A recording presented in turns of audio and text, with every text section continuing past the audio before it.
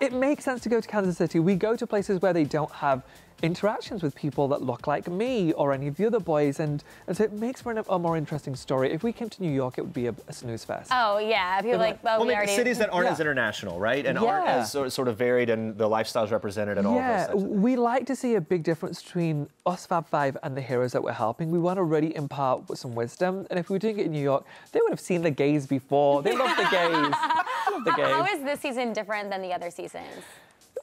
In so many ways. So whatever you loved about season 1, season 2, you are going to love even more about season 3 because everything's amplified. However, you get to know us Fab Five more than you've ever known us before, because season 1, season 2, you've got to remember, we didn't know each other.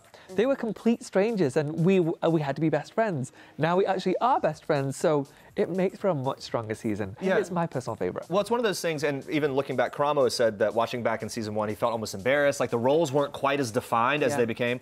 From day 1 to now, how do you feel like you've evolved and the show has evolved most significantly? I don't cry on set anymore because I'm nervous by the camera, because of the camera, so that's a really nice feeling. You've moved on from, you mean from nerves? Yeah, okay. I used to get so nervous those first 3 weeks. I cried every day in the restrooms, every day without fail in the restroom. Nobody ever knew, thank gosh, other than the producers.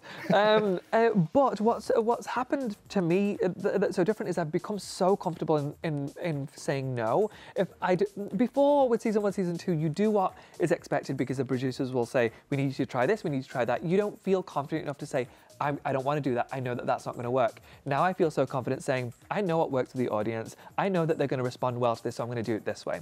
And I love that. Well, it's so interesting to me because watching, I would never think that you were nervous or crying in the bathroom. What were some of the things that you did to kind of help yourself get over that? I spoke to the producers and learned what I was doing. I didn't know what crossing camera line was, or I didn't know what they were saying when they were saying, hey, blocking.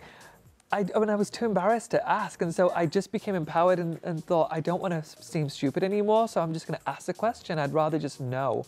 Especially after it's clear that everyone loves you, and like, right? It's like, oh, they're all here for me. I can ask them what feel like dumb questions. Yeah, and at this point, I think, oh, they're not going to fire me, so I can ask them.